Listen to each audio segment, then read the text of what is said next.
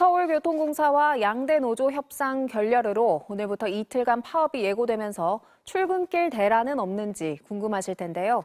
신도림역에 나가 있는 취재기자 연결해 보겠습니다. 차현진 기자, 지금 상황은 어떻습니까? 네, 오전 7시가 넘어가면서 출근하는 직장인들이 점점 모여들고 있습니다. 파업이 예고돼 출근길 걱정하는 분들 계셨겠지만 현재 지하철은 정상적으로 운영되고 있습니다. 파업은 오전 9시부터 시작돼 내일 저녁 6시까지 1박 2일 동안 이어질 예정인데요.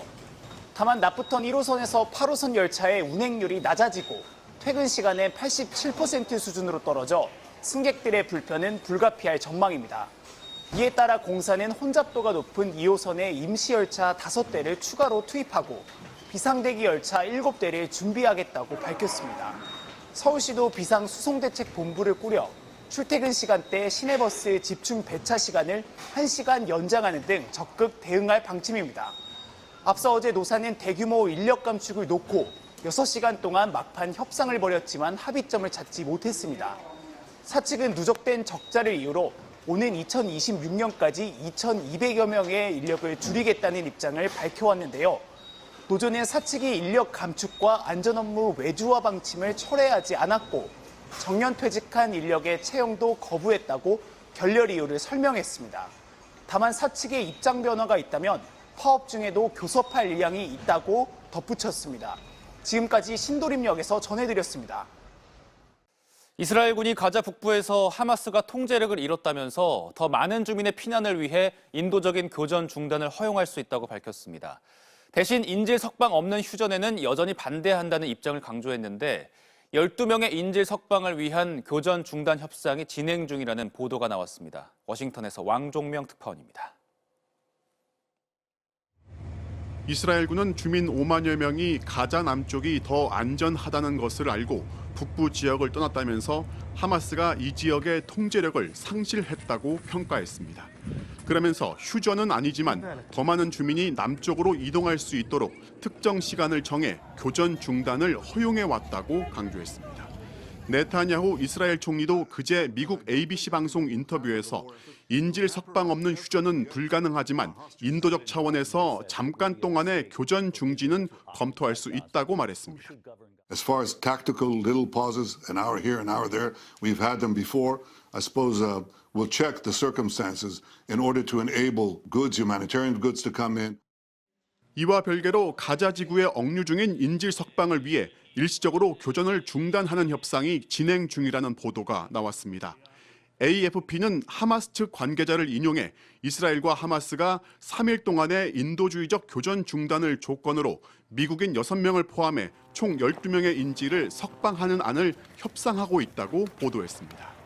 이 협상은 카타르가 미국과 조율해가며 중재를 맡고 있는데 미국 정부도 보도 내용을 부인하지는 않았습니다.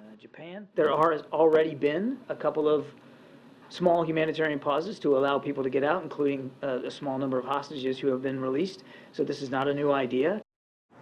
미국과 이스라엘 사이 엇박자가 이어지는 와중에 블링컨 미국 국무장관은 전쟁이 끝나도 가자 지구의 통치는 팔레스타인이 중심이 돼야 한다면서 이스라엘의 재점령 가능성을 거듭 경계했습니다. 워싱턴에서 MBC 뉴스 왕종명입니다. 오늘 국회 본회의에는 노량봉투법과 방송 3법 등 쟁점 법안들이 상정됩니다. 여당이 무제한 토론으로 법안 처리를 저지하겠다고 예고했는데 본회의는 최소 닷새 동안 쉬지 않고 진행될 전망입니다. 박윤수 기자의 보도입니다. 이른바 노란봉투법과 방송 3법의 본회의 상정을 앞두고 더불어민주당은 대응 전략을 점검했습니다. 노란봉투법과 방송 3법에 대한 처리, 저쪽에서 국민의힘은 필리버스터를 하겠다고 했기 때문에 그에 대한 대응과 저희들의 준비도 좀 보고를 드려야 됩니다. 앞서 국민의힘은 야권의 법안 처리를 저지하기 위해 무제한 토론, 즉 필리버스터에 60여 명의 의원을 투입하겠다고 예고한 상황. 좀 명료하고 또 간결하게 국민들께 이 법의 문제점을 알리는 그런 노력을 하기로 했습니다.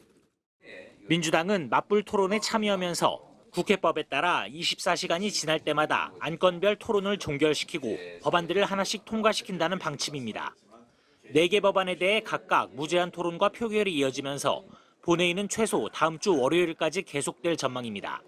여당은 본회의 장기전을 앞두고 경제단체들과 노란봉투법에 반대하는 막판 여론전을 펼쳤고 야당은 기업의 무분별한 손해배상 제기를 차단해야 한다고 맞섰습니다. 노동쟁의의 개념을 확대하고 손해배상 책임을 제한해서 산업 현장은 무법천지가 될 것이 자명합니다.